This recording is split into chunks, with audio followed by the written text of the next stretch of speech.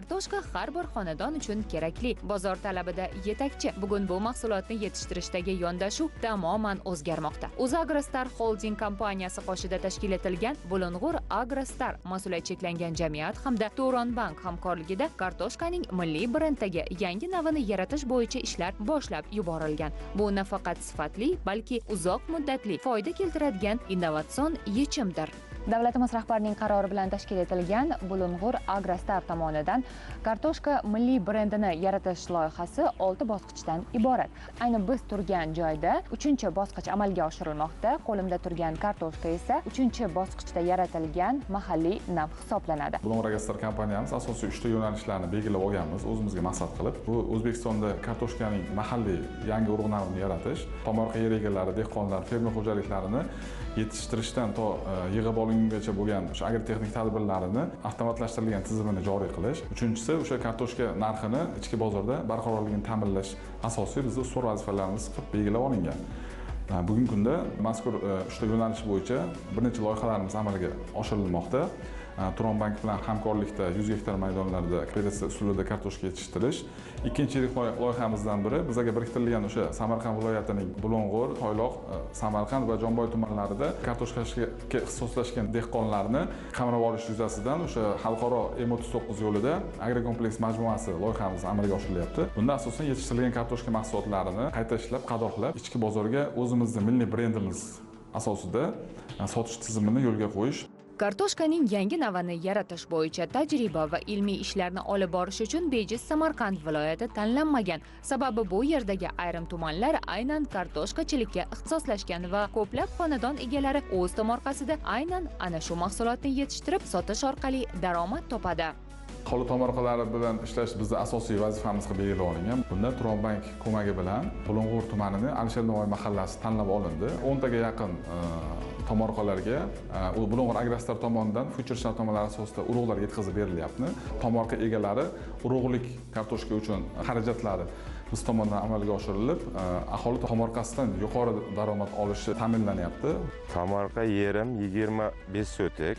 Bizning ishimiz shu, tirikchiligimiz faqat kartoshka bilan. Shu 25 sotikdan shu 10 tonna hosil kutyapmiz. Agrotexnika ishlari qo'l mehnati bo'ladi, chunki traktor kira olmaydi.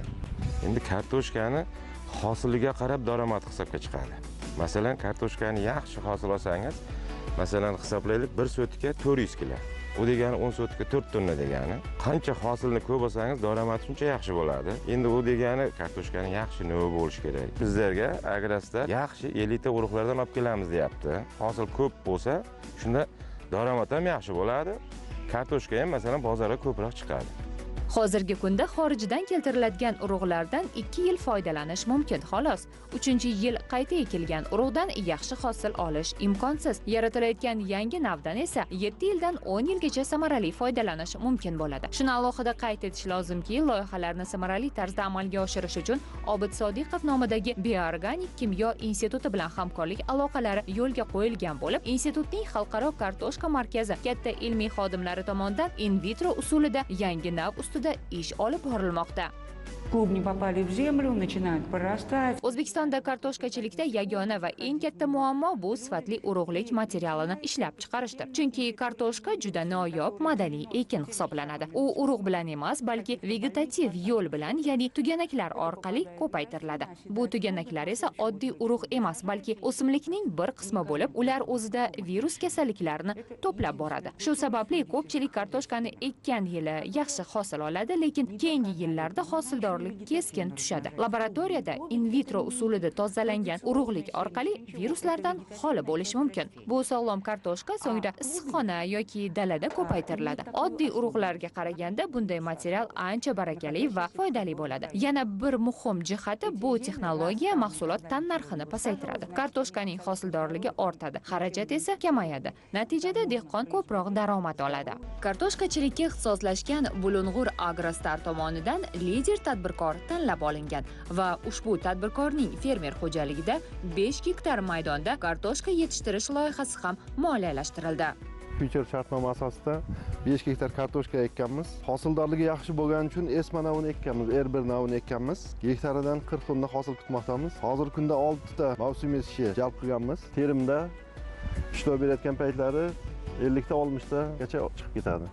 Bulung'ur Agrostar bilan hamkorlikda kartoshkachilik bilan shug'ullanuvchilar va bu yo'nalishda endi o'z faoliyatini boshlayotganlar uchun doimiy tarzda amaliy darslar ham tashkil etilmoqda. Bu esa dehqon uchun baraka, yurt uchun mustahkam tayanchdir. Biz esa kartoshkachilikni rivojlantirish yo'nalishida amalga oshirilayotgan ishlar mavzusiga yana qaytamiz.